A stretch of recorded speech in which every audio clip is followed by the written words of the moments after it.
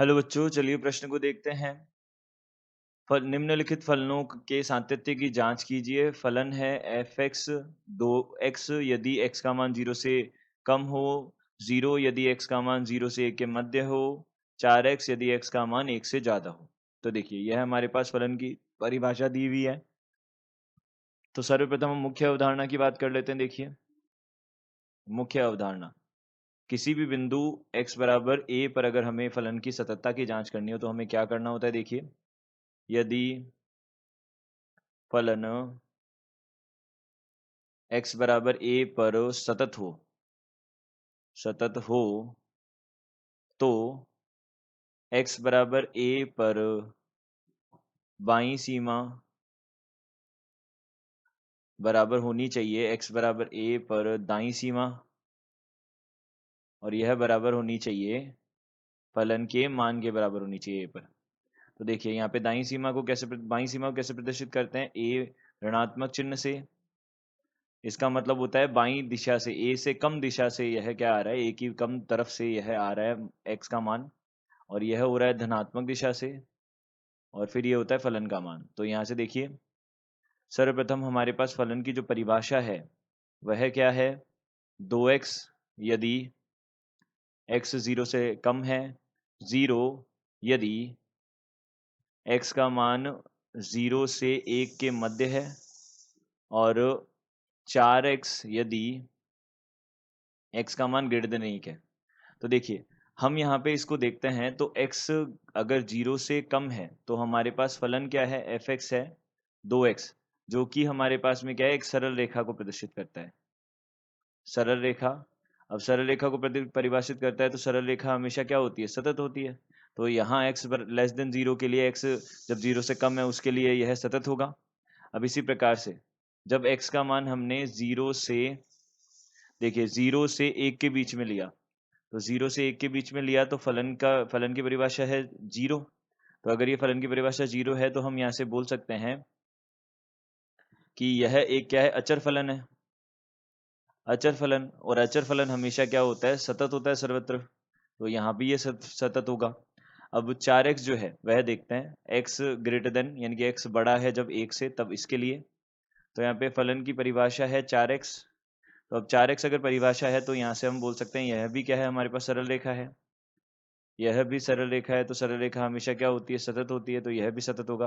तो अब हमारे पास जहां परिभाषा में परिवर्तन हो रहा है वह बिंदु बचे जहां हमें इसको जांच करना होगा, इसकी सततता की। तो हमने क्या किया, सर्वप्रथम देखिए हमने x बराबर 0 पर देखा। तो x बराबर 0 पे परिभाषा परिवर्तित हो रही है, तो x बराबर 0 पे देखा। तो 0 पे हमने देखा तो सर्वप्रथम हम क्या देखते हैं, दाईं सीमा देखते हैं। तो दाईं सीमा देखी, तो दाईं सीमा को कैसे प्रदर्शित करते हैं, लिमिटो एक्स किसकी तरफ जा रहा है, 0, और वो भी किस दिशा से, धनात्मक यानी कि बड़ी दिशा से, एक 0 से बड़े मान की तरफ से।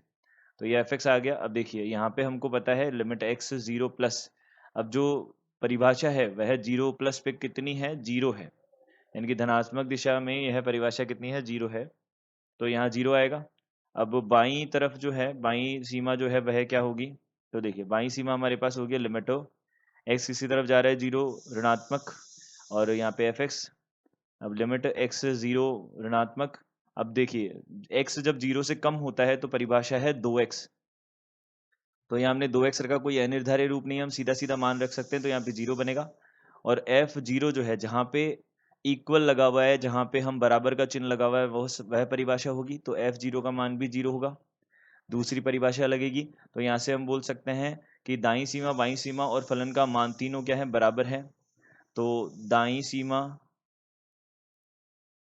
सीमा बराबर है बाईं सीमा के, और यह बराबर है फलन के मान के।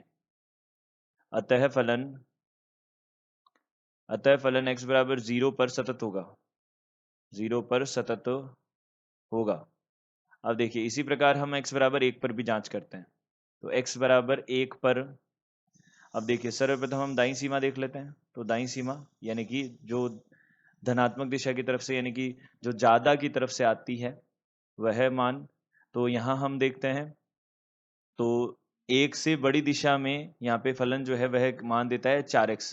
तो हमने देखा ये कितना होगा, 4x होगा। तो यहाँ पे एक धनात्मक एफ एक्स है, यह बराबर होगा लिमिट x 1 प्लस, अब देखिए यहाँ पे हमारे पास बनेगा 4x, तो यहाँ हो जाएगा 4x। अब हमने 1 रखा तो यहाँ पे कितना बन जाएगा, कोई अनिर्धारित रूप नहीं है, 4 आ जाएगा। अब बाईं सीमा हमने देखी, बाईं सीमा, तो बाईं सीमा क्या बनेगी, बाईं सीमा किसके बराबर होगी, देखिए लिमिटो x 1 ऋणात्मक fx है। यहाँ देखिए x 1 ऋणात्मक, अब देखिए यहाँ हमारे पास में फलन का मान 1 से जब कम राशि है तो 0 मिलता है, तो हमने देखा यहाँ पे कितना हो गया, 0 हो गया, तो यहाँ मान कितना आ जाएगा, 0 आ जाएगा। और फलन का मान 1 पर यह हमारे पास क्या होता है, देखिए बराबर का चिन्ह हमारे पास दूसरी परिभाषा में है, तो यहाँ हमने क्या किया, इसका मान फलन का मान 1 पे 0 होगा। तो यहाँ से हम बोल सकते हैं दाईं सीमा बराबर नहीं है बाईं सीमा के, दाईं सीमा बराबर नहीं है बाईं सीमा के, और यह बराबर होगा, और बाईं सीमा लेकिन बराबर है फलन के मान के, तो अतः यह सतत नहीं होगा, सतत नहीं होगा। तो यहां से हम बोलेंगे x बराबर 1 पर फलन सतत नहीं है, पर फलन सतत नहीं है, यह हमारा प्रश्न का उत्तर होगा। x बराबर 0 पे सतत होगा, x बराबर 1 पर यह फलन सतत नहीं है। दिए गए प्रश्न का उत्तर यह है। आशा करते हैं आपको समझ आया होगा। धन्यवाद।